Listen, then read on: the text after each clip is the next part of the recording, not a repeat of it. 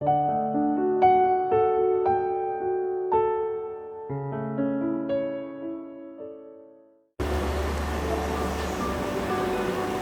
selamat sore. Jumpa lagi dengan saya Pendeta Deborah Dumasisyani Partambunan dalam acara Renungan Senja dari CBM Channel atau Christ Bride Ministry. Saya akan didampingi oleh sahabat saya, Evangelis Lida Inawati Santoso, yang kemarin telah berkhotbah pada hari Minggu tentang cara kembali kepada Tuhan adalah dengan pertobatan. Shalom. Puji Tuhan. Saudaraku, saya akan membaca buat saudara apa yang dikhotbahkan oleh ibu kita, yaitu dari Kisah Para Rasul pasal 8 ayat 18 sampai 23. Ketika Simon tukang sihir melihat bahwa pemberian Roh Kudus terjadi oleh karena rasul-rasul itu menumpangkan tangannya, ia menawarkan uang kepada mereka serta berkata, "Berikanlah juga kepadaku kuasa itu, supaya jika aku menumpangkan tanganku di atas seorang, ia boleh menerima Roh Kudus." Tetapi Petrus berkata kepadanya, "Binasalah kiranya uangmu itu bersama dengan engkau, karena engkau menyangka bahwa engkau dapat membeli kasih karunia Tuhan dengan uang. Tidak ada bagian atau hakmu dalam perkara ini, sebab hatimu tidak lurus di hadapan Tuhan. Jadi bertobatlah dari kejahatanmu ini dan berdoalah kepada Tuhan supaya ia mengampuni niatmu ini. Sebab kulihat bahwa hatimu telah seperti empedu yang pahit dan terjerat dalam kejahatan." Saudaraku, kalau kita lihat dari judul khotbah Ibu Lydia di hari Minggu, bahwa bertobat perlu setelah kita dibaptis. Nah, di sini dikatakan bahwa tukang sihir ini, dukun besar, dia masih terikat dengan kebiasaannya yang lama. Saya sering mendengar saudara, kalau orang pergi ke dukun, banyak sekali syarat-syarat yang diminta oleh dukun.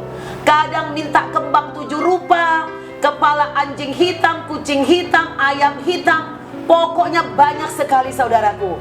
Dan selalu dalam bentuk finansial atau nyawa. Beda sekali dengan Tuhan orang Kristen. Jika datang kepada Tuhan orang Kristen, memang tidak meminta hal-hal yang demikian. Hanya dibutuhkan hati yang percaya dan mau berubah seperti Kristus. Nah, saudaraku, saya akan tanya kepada Ibu Lydia, kenapa kita perlu bertobat? Hari Minggu lalu Ibu Lydia mengatakan bahwa ada dosa-dosa yang melekat kepada orang percaya yang harus ditanggalkan oleh diri kita sendiri dengan pertolongan Tuhan. Artinya melawan, mengusir, membuang, meninggalkan dan muak dari dosa itu. Contohnya Ibu Lydia kemarin mengatakan seorang kaya, yaitu si bungsu dari orang kaya yang pergi berpoya-poya, itu harus meninggalkan dosanya. Ternyata saudaraku, berpoya-poya ini bukan hanya soal menghabiskan uang dengan pelacur. Ada jenis-jenis berpoya-poya yang lain, dosa-dosa yang lain yang bisa dijelaskan Ibu Lydia kepada kita. Silahkan Ibu Lydia. Ya. Dosa berpoya-poya ini di zaman sekarang ini mungkin gak semua orang ke pelacur, tapi ada dosa berpoya-poya yang lain yang harus ditinggalkan anak-anak Tuhan ini kalau memang mau sungguh-sungguh merdeka. Ya, berfoya-foya dalam bidang seperti sekarang kan lagi gila-gilanya gadget gitu ya. Gadget itu terus membeli pulsa walaupun misalnya 10.000 atau 15.000 gitu ya. Mereka terus mengisi. Tapi kalau untuk perpuluhan atau untuk beli susu atau untuk beli buku pelajaran yang penting-penting, itu mereka menghitung. Nggak ada uang. Bilang dengan banyak alasan nggak ada uang begitu. Tapi Bu, ya, kalau mereka beli pulsa untuk melihat firman Tuhan, berbaik apa tidak? ya baguslah. Tetapi kalau uang pulsa ini dipakai untuk nonton-nonton, main game yang tidak benar, sinetron, itu mungkin maksud ibu ya? Iya, seperti itu. Atau berfoya-foya merokok misalnya kan. Oh, menghabiskan uang untuk beli rokok. Mungkin di atas rokok, Bu. Saya banyak melayani, Bu, ya, yang orang menghabiskan uang untuk anaknya nggak ada uang.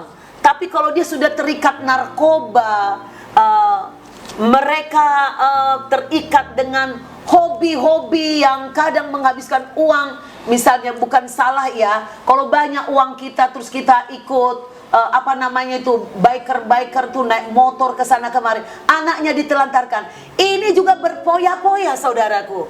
Atau ikut yang kalau malam-malam itu saudaraku pergi dengan kuntilanak-kuntilanak ke tempat-tempat dugem. Nah, ini juga berpoya-poya. Benar Ibu Lydia? Iya, betul ya. Nah, berpoya-poya seperti ini.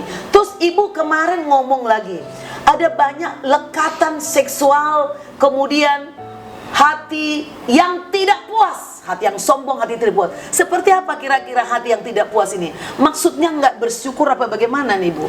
Iya, salah satunya hati yang nggak bisa bersyukur ya.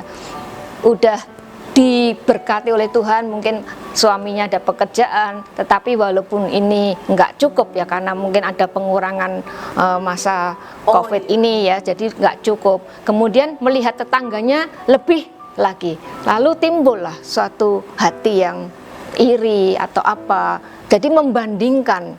Terus hati yang bertengkar tidak dengan pernah suami. puas itu ya, Nuntut sama Iya, suami, seperti tidak mensyukuri.